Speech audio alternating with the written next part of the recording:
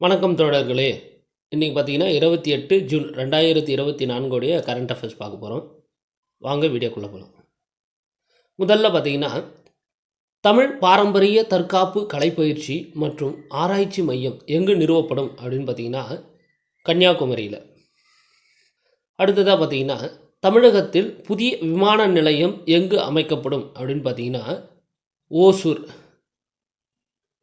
அடுத்தது தமிழ்நாடு கோஆப்டெக்ஸ் இந்த நிறுவனம் பார்த்திங்கன்னா எந்த மாநிலத்தில் நிறுவப்படும் அப்படின்னு கேட்டிருக்காங்க. எங்கன்னு பார்த்தீங்கன்னா ராஜஸ்தான். அடுத்தது கலைஞர் நூலகம் மற்றும் அறிவுசார் மையம் எங்கு அமைக்கப்படும் அப்படின்னு பார்த்தீங்கன்னா திருச்சி. அடுத்தது தமிழ்நாடு பெண்கள் வேலைவாய்ப்பு மற்றும் பாதுகாப்பு திட்டம் எத்தனை மாவட்டங்களில் செயல்படுத்தப்படும் அப்படின்னு பார்த்தீங்கன்னா 8 மாவட்டங்களில் பார்த்திங்கன்னா செயல்படுத்தப்படும். இதுக்கான மதிப்பு அப்படின்னு பார்த்தீங்கன்னா 1185 கோடி. அடுத்து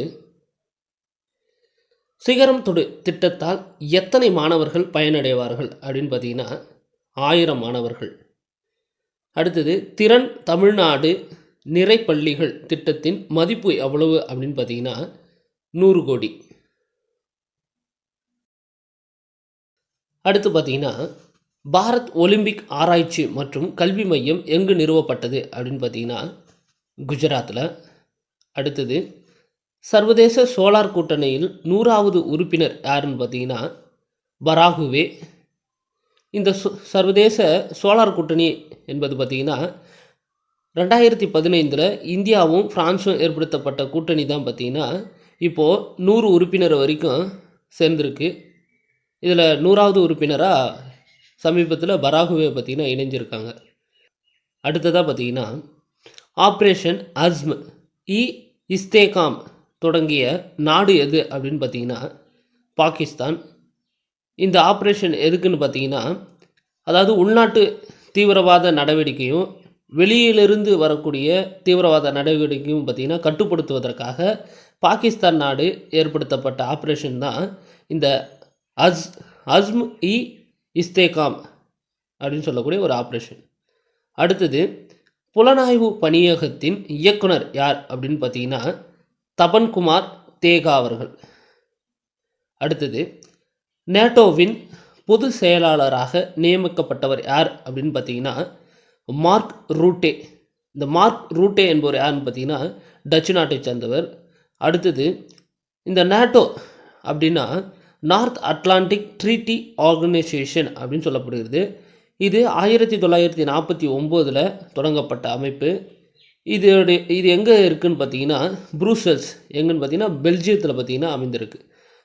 இதில் சமீபத்தில் 32வது நாடு அதாவது உறுப்பு நாடாக சேர்ந்த நாடு எதுன்னு பார்த்தீங்கன்னா ஸ்வீடன். அடுத்தது 2024 பென் பின்டர் பரிசை பெற்றவர் யார் அப்படின்னு பார்த்தீங்கன்னா இந்த அருந்ததி ராய். அருந்ததி ராய் யாருன்னு பார்த்தீங்கன்னா த காட் ஆஃப் ஸ்மால் திங்ஸ் அப்படின்ற ஒரு புத்தகத்தை எழுதியிருப்பாங்க. அதற்காக பார்த்திங்கன்னா புக்கர் பரிசு பார்த்திங்கன்னா 1997 பார்த்திங்கன்னா பெற்றிருப்பாங்க. அடுத்ததாக பார்த்திங்கன்னா பாஸ்போர்ட் சேவை தினம் எப்போது கடைபிடிக்கப்படுகிறது அப்படின்னு பார்த்திங்கன்னா ஜூன் 24. இது ஏன் ஜூன் 24 கடைபிடிக்கிறாங்க அப்படின்னு பார்த்தீங்கன்னா பாஸ்போர்ட் ஆக்ட் ஜூன் 24 1967 பார்த்திங்கன்னா போட்டிருப்பாங்க. அதன் அடிப்படையில் தான் ஜூன் 24 பாஸ்போர்ட் சேவை தினம் அப்படின்னு கடைபிடிக்கப்படுகிறது. ஓகே, நன்றி தோழர்களே. இன்றைக்கான கரண்ட் அஃபேர்ஸ் அவ்வளோதான். மறக்காமல் சேனலை சப்ஸ்கிரைப் பண்ணுங்கள், ஷேர் பண்ணுங்கள். Thank you guys.